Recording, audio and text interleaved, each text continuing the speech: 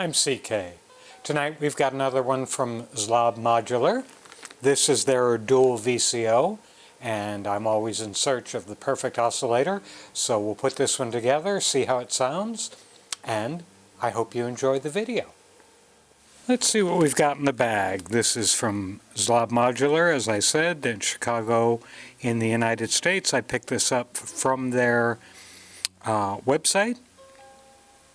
Dual VCO.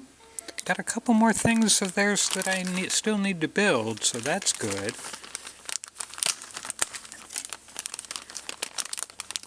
Tear everything apart. Come on, staple. Okay, we'll get the irritating part out first, which is the way he packages up. Circuit board, actually, this is not so bad. Take the circuit board and the front panel off, or out. I think I need new scissors. I don't like these scissors all that much.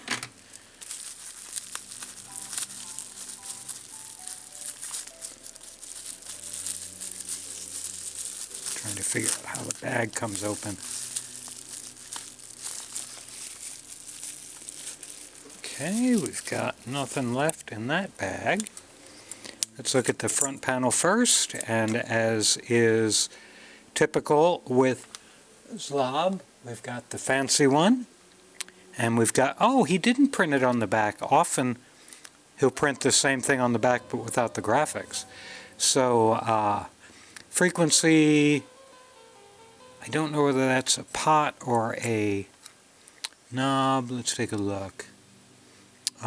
That looks like a pot, frequency pot, linear and exponential. Got CV in, at and fine. I'm not quite sure what that means. Looks like a square wave, triangle wave, a sine wave, and it's duplicated down here because it's two VCOs. It looks like an LED passed through here and here for when it's firing off. So that looks pretty straightforward for a VCO. And here is the board. This is the pots and knobs board, but it also has a surface mount part on here, TO072, so it's got an op amp on the board. I wonder what that's doing here. I can't really tell. I can't really tell what it's connected to. But anyway, each oscillator has a pot, a jack, another pot, and a switch, and another switch, and then this little cluster of something or other here. What goes in that cluster of something or other there? That's the at and fine. Oh, it's a bunch of stand-up resistors. What's a bunch of stand-up resistors doing on there? Same thing down here. Huh, that's interesting. We've got the other circuit board, which already has two surface mount components mounted on it also, even though I've got to say these are kind of weird. I can't see where the pads they're mounted on, and this looks like it's also plumbed for a bigger surface mount part. So we'll figure that out when we get to it. But they're good boards. There's a bunch of ICs that go down the center, and then a whole bunch of stand-up resistors. VCO 5.3.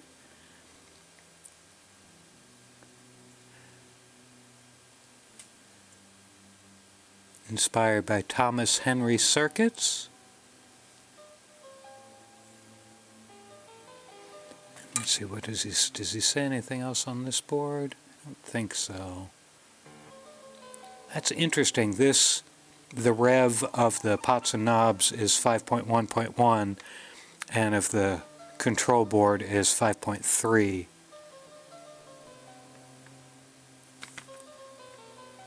And on this side, lowest frequency trim, lowest frequency trim. So you can trim down to get to as low as you want to get. Power cable, not too interesting in and of itself. Bunch of sockets. Here's all the ICs. These are a couple of ICL 8038 CCPD. Then I think the rest are op amps, but I can't read it quite well through the plastic, so let me try and get these out. I don't know what the IC part number means. I'll look that up in just a little bit. But right now I want to see what these other ICs are. Why am I spazzing on this?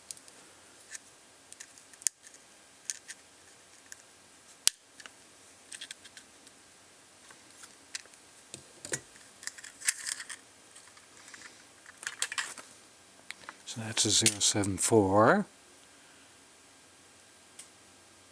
That's a LF41 412CN, not sure what that is.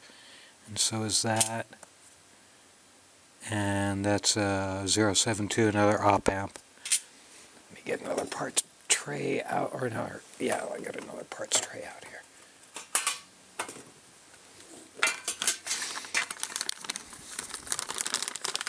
And we got this bag of mechanical stuff. Actually, it's not. It's mechanical stuff plus some trimmers, plus some capacitors, plus some LEDs, so it's, and some diodes. So it's kind of a grab bag of stuff in that bag. And we've got some loose jacks.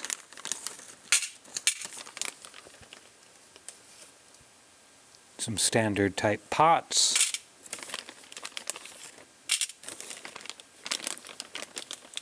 Oh, I bet they're, no, it can't be different boards because this is way too many resistors for the pots board. We've got some more caps. These are probably 104s. They are 104s. And we've got a whole bunch of resistors. And as you may be able to see, he's written the values on the tape, which we always appreciate.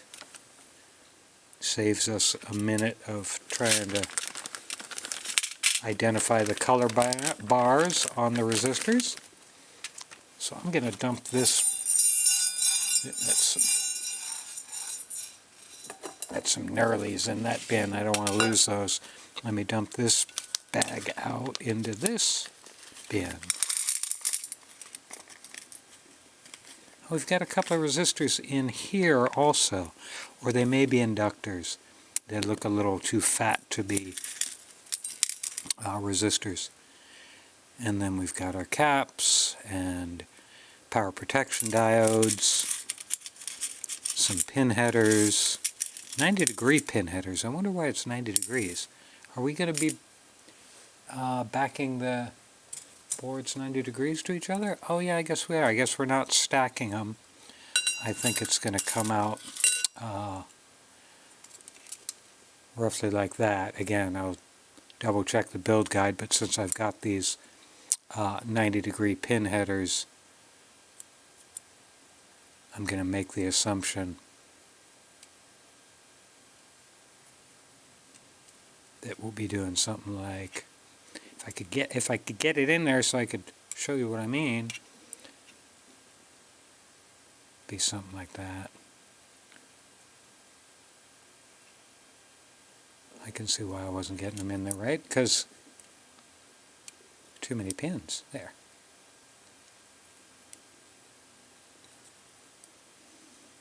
So it'll go something like that. We'll see the exact orientation once we start putting it together.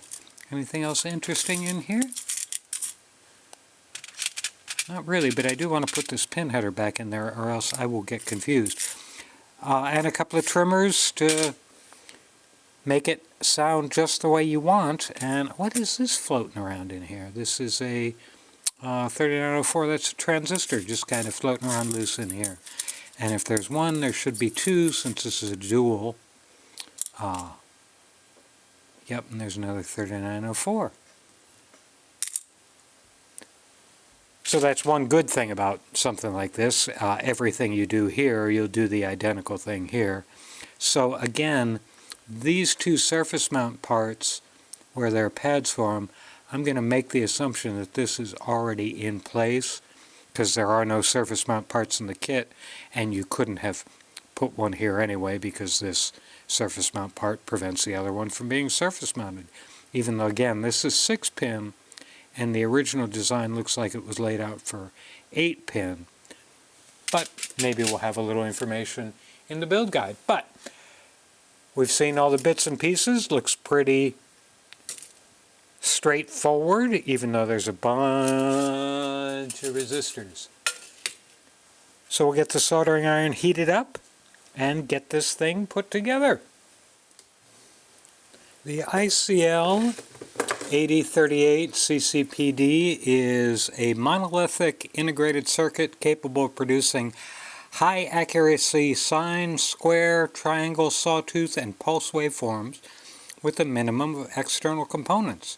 Frequency, in parentheses, or repetition rate, we know what frequency means, can be selected externally from 0.001 Hertz, which is very slow, to more than 300 kilohertz, using either resistors or capacitors. So it's an all-in-one frequency generator chip. Now, as I found with Zlob, they have a very picture-rich build guide showing you where everything goes in great detail. So even though it might be a challenging build, he lists it at 4.5 stars difficulty, which is close to being his max, which is 5. I think it's probably less than that, just because there's lots. He's got so many pictures, he's helping you out. You're not going to get lost. So now we're going to do 7 1K resistors, not 100K resistors, 1K resistors. Let me count them, because he's got the two boards separated. The build guides are separated. So I'll count 2, 4, 6, 8. So we're probably going to put 1 on this board. Okay, we would probably put a 1K down here, because I'm going to do both at the same time, just because that's the way I like to work. And the main reason why I like to work that way is if I don't, I will lose the random resistors and be frustrated with myself and not get the build done. So I'm going to do both boards at the same time. And again, most of the resistors, to save space, are going to be stand-up. And I'm going to leave the little tape right here so I remember which resistor set I'm working with right now. So to do a stand-up resistor, you take your resistor, you bend one lead over like so, then find where it goes, and I'm going to hold it the way he's holding it. And here's the 1K, and I'm going to zoom in a little bit here. Hold on.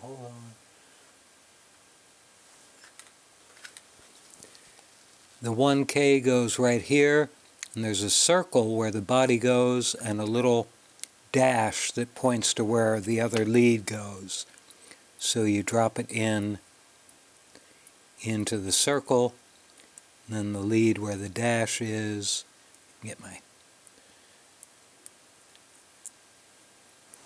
like so. Pretty straightforward. My only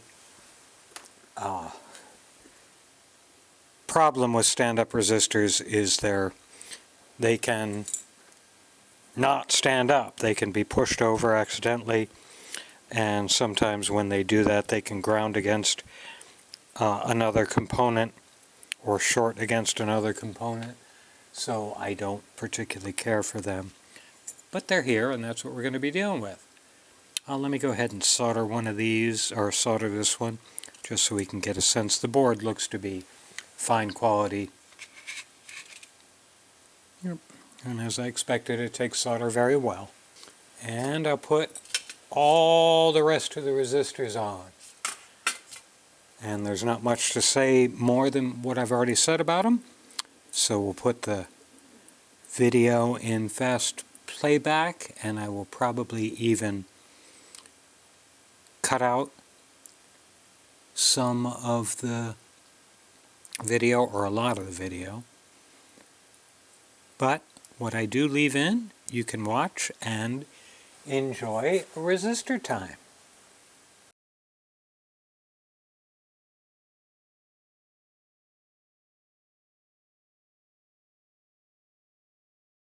These that I misidentified as inductors, and I should have known because they don't have the wasp base or an inductor, are actually temperature compensating resistors, which will go on top of the transistors. We'll go through that later. Then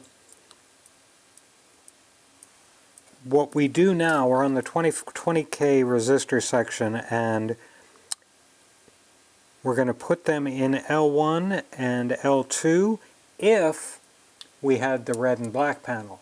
We have the black and white panel, as you can see, so as he describes, we'll be using 10K resistors for that. That's the end of resistor time for today.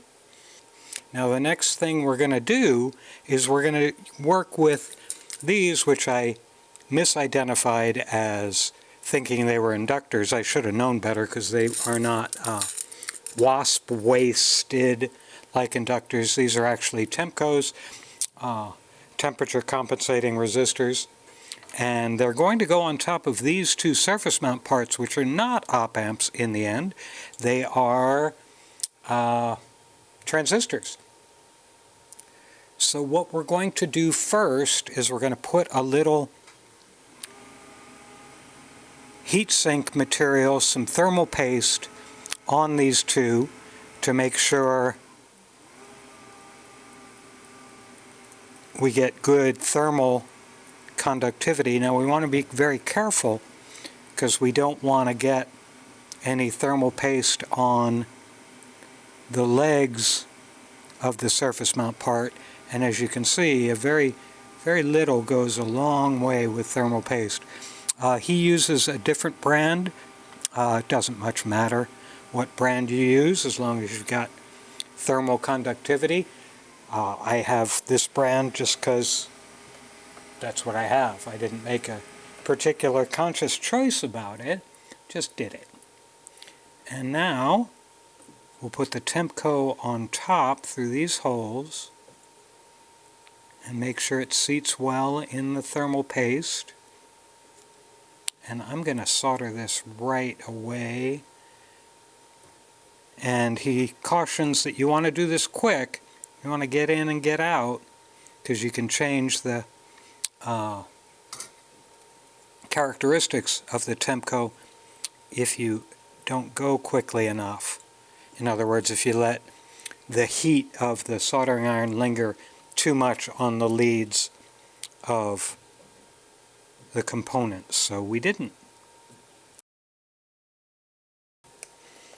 And as I said, I'm going to look to make sure none of the thermal paste leaked onto or descended onto the transistor leads, and it did not, so that's good. Next step is to put the 1/10 of microfarad, 100 nanofarad, 104 caps, decoupling caps around the... Actually, I'm not going to do that yet. I changed my mind because I realized I made a promise to myself last time I did a board like this, and I didn't live up to my promise with, and I'm scrolling around in the instructions to see where he did it. What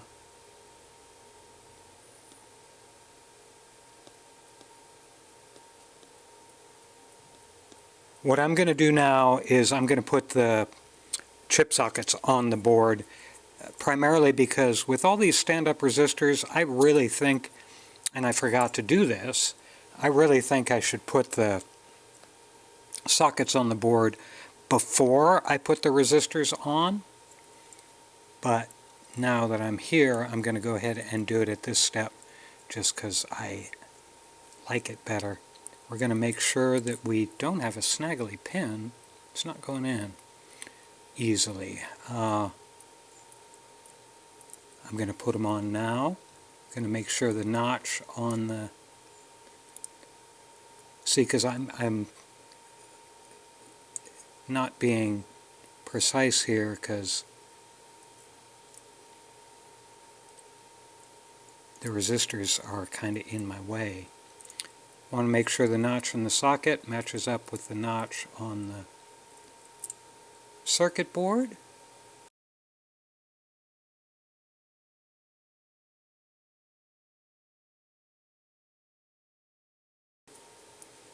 And there's all the sockets. Now we'll go on to putting the decoupling caps, and whenever you see a bunch of 104s, just lost my hat again. When you see a bunch of 104s, just figure they're going to go near the integrated circuits you're putting on the board.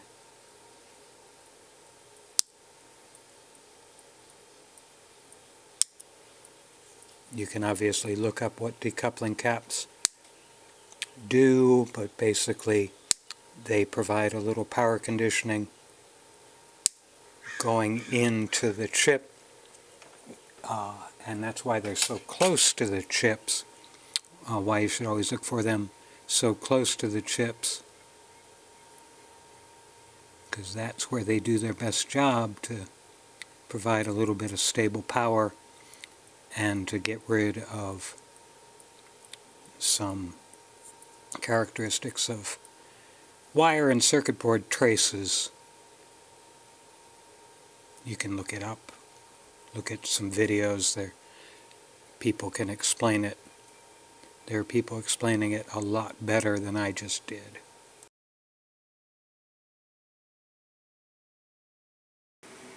Now we're going to put a couple of 102s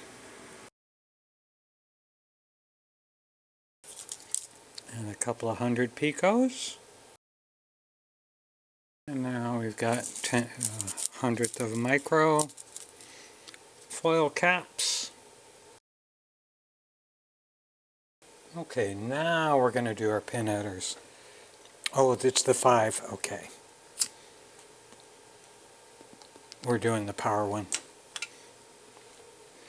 And he doesn't, in the other kits I've done from them, they don't use typical power header.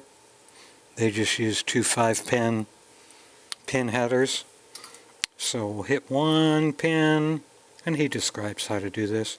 Hit one pin, take a look, make sure it's perpendicular and all the way down, and it is.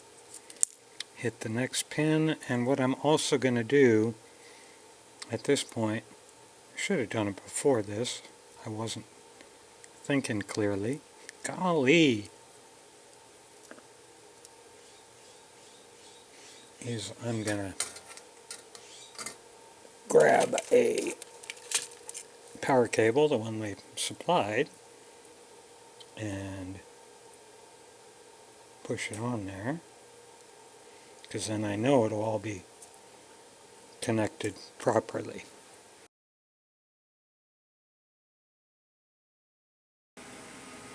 Now we're going to do the right angle pin headers. There should be 3 of them. And I want to make sure I do this right. So he appears to want to have the long pins going this way.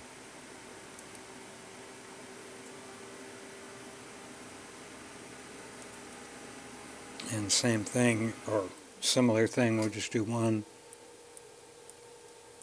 pin. Oops, I didn't let it cool before I moved. That looks good. Make sure that you're using the right one, because there are 2 7s and 1 6. 2 7 pins and 1 6 pin.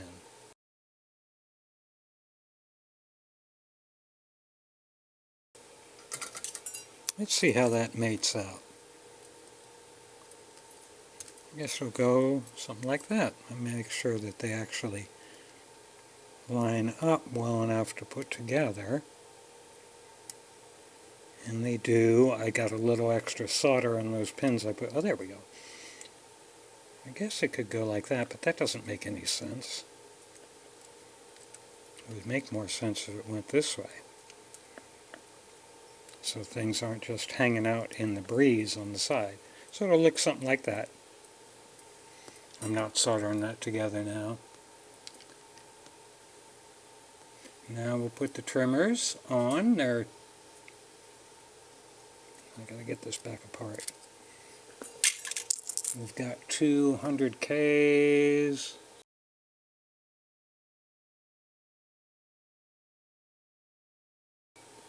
And then we're going to put the 2 diodes on. They're 4148s. And the black stripe is the one that's going to go in the center of the circle. As we described for resistors, there's a circle to show where the body goes. Here, it's where the body goes and the negative cathode side goes. And we'll do the same with the power conditioning, 4001s. And now we need the 3904 NPN transistor.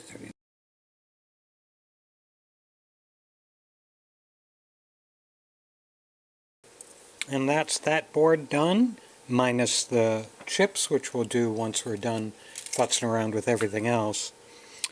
And since there are so many connections on this one, or actually I do it anyway, I'm going to go through and look at all my solder joints.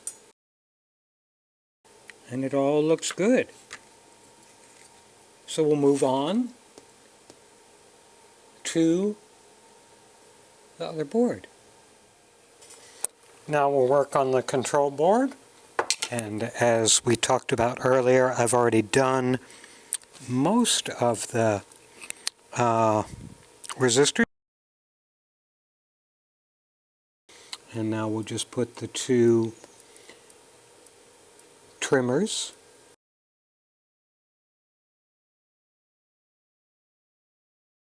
I'm going to set one of the pots in here just to see if I need to trim the leg of that trimmer, because it does stick up higher. Yeah, it does. It does interfere with the little leg there, so I'm going to trim. Oh, and he does mention that on the next page. It says put the jacks on, and I do not put the jacks on first. I put the pots on first, because the pots have that little jig in the support legs, which can make them click into the circuit board, and if they click in, that often will bounce the jacks out. Now, what else do we have? We have switches and jacks. So I'm going to put the switches in. And now I'm going to put the LEDs in. He doesn't have I don't see a plus sign on the board for the long leg, but there is a very clear flat mark for the short side. Now we're going to put the front panel on. I'll take my little clamp, and clamp the board together like so, just for a minute, because what I'm going to be doing is I'm going to solder one leg of this jack and one leg of this jack at the other end of the board.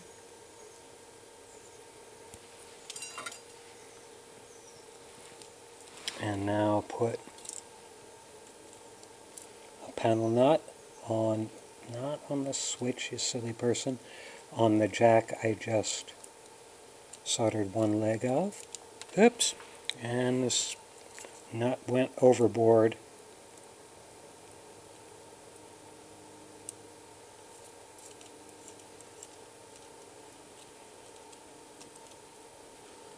So snug that one down. It's not tight for final yet, it's just snugged a little bit. Remember which one I did down here. Do the same thing.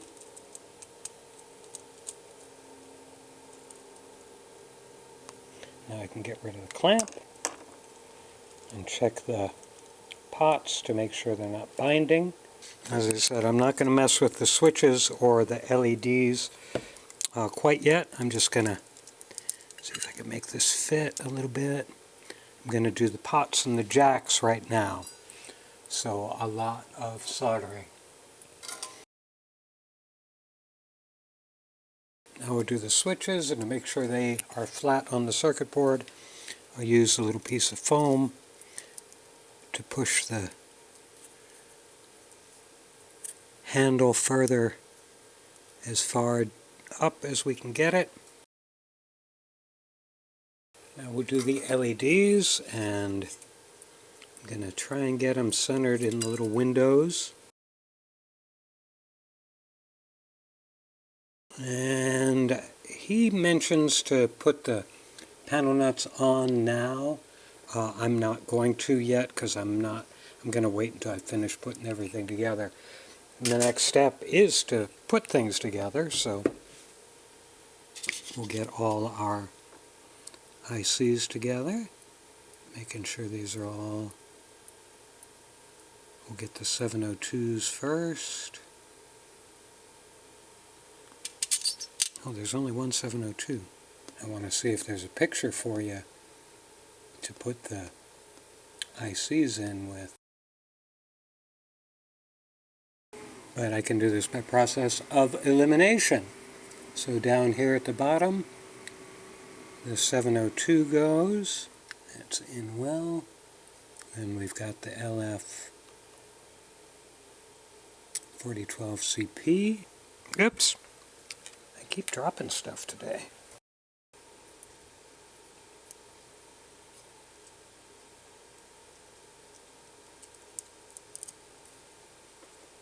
And then, okay, so this is the 803 CCP.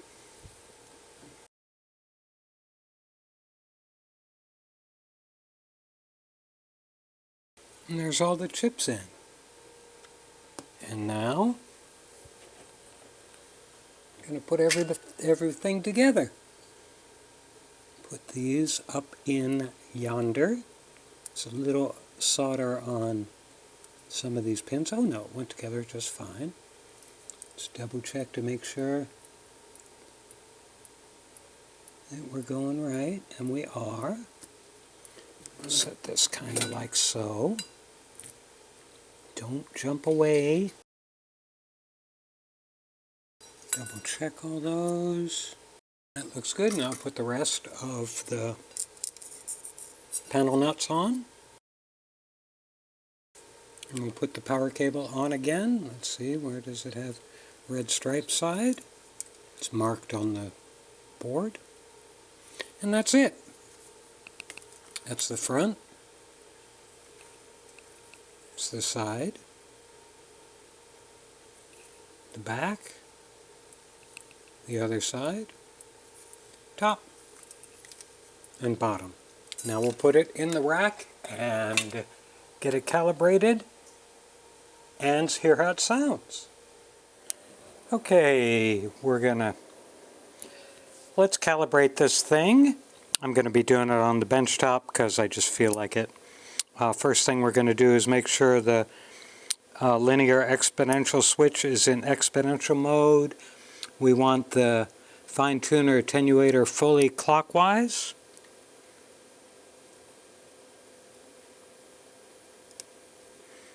On both of them because I'm going to be doing both. Now we'll plug the power supply in and we'll bring the module up. And you can see the LEDs are on. So let's turn this up a little bit, hear what it sounds like. Because I've got 0 volts going in. Now, one thing I did before I went on camera was back the HF signals or HF trimmers all the way counterclockwise. Now we're coming out the sine wave, and let's see what note we have here. We've got almost dead on. That's an F sharp. I don't really want that. Let me tune this up. We're setting up volts per octave right now. I'm using my tuner on my phone. Okay, there's G1. Now I'm going to take this up 1 volt. Oh, that's pretty good.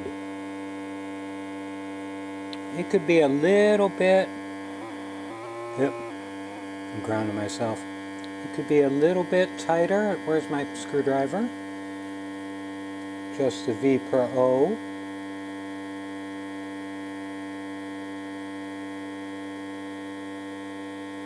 That's almost dead on. Let's go up another volt. Okay, that's not quite right.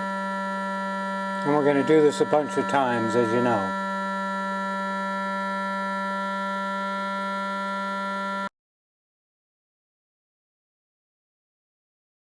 I'm going to switch over to the other oscillator now.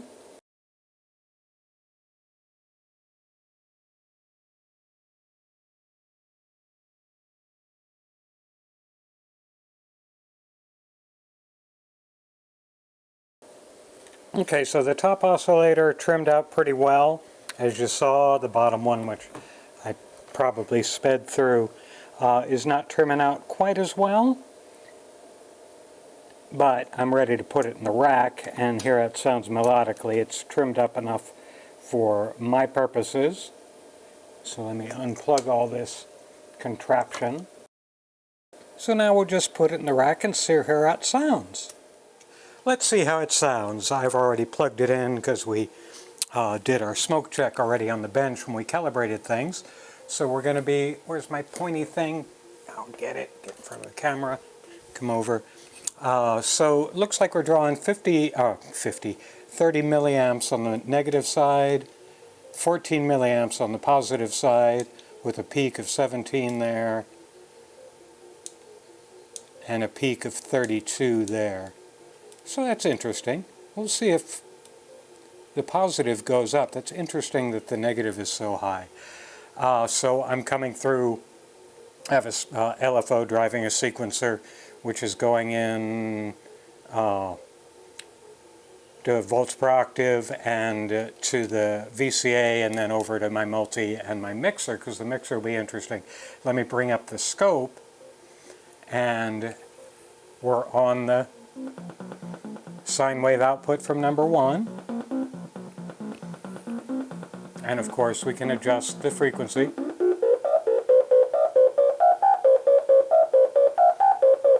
So that almost sounds a little filtered. It's interesting, if I take the audio output and go directly here, just to be sure, it still sounds a little filtered, which is just interesting to me. Now we'll switch over to the saw wave, and as you can see on the scope, it's a nice even saw wave. Let me try and expand it a little bit so we can see if there's jaggies. There's some jaggies, but not much. Let me put it in roll. No, that didn't work worth a darn. Expand it out a little. No, that's pretty smooth. Okay, now we'll go into pulse. I mean square. Very, very square. No overshoots. No overshoots either high or low, which is nice. Now I'm going to do something else here. I'm going to come out of, directly out, and come out, where the heck am I? Oh, that's where I am. I'm going to come out the VCA, because we've got this, but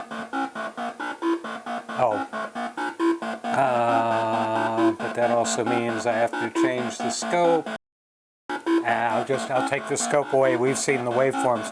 But what's interesting in what I'm doing here is I can also bring up, where am I? I can also bring up the second oscillator.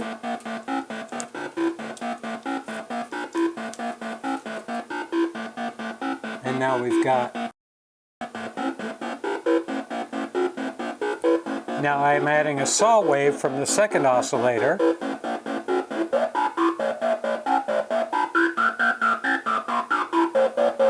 Or I can put that in the same square wave.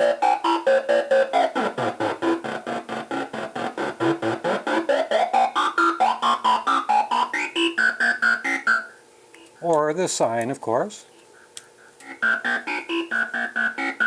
So we've got two of the waves going in, which could be interesting. I'm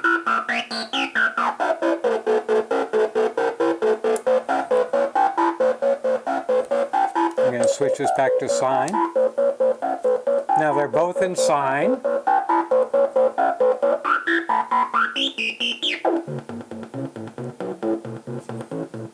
So that's handy to have a VCO that can produce two similar tones to interact with. In fact, you know, if you really wanted to, let's see if I've got a, put this in here.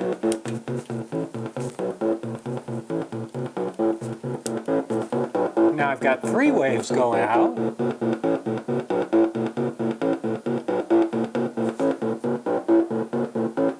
Which is kind of neat.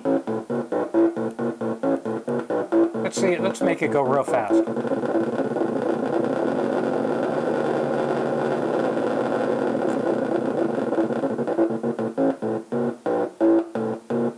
Kind of muds up a little bit, but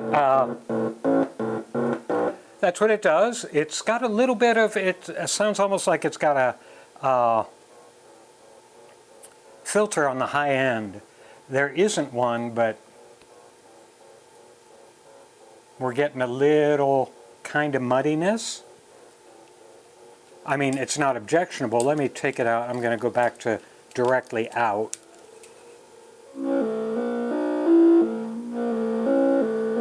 So you can hear that. So that's what it does. As you saw, it's not the easiest build, but it's not bad. It's probably a good second or third module, and you get a dual VCO out of it, which is always handy. You also notice that it's very narrow. What is that? I don't know how many HP that is, but it's a very narrow thing, so if you're pressed for space, here's a good dual oscillator that will fit into your rack pretty smoothly. And I think that's it. The only challenge I have with the build guide is it didn't have a final list of where each chip goes. You can figure it out from the one kind of blurry picture, but it's not listed in the BOM, and it's not listed, you can't see it on the board. So that's a little challenging. I'll drop them a note and say, hey, you may want to update this. But other than that, a very nice little module from Zlob Modular, and I hope you enjoyed the video.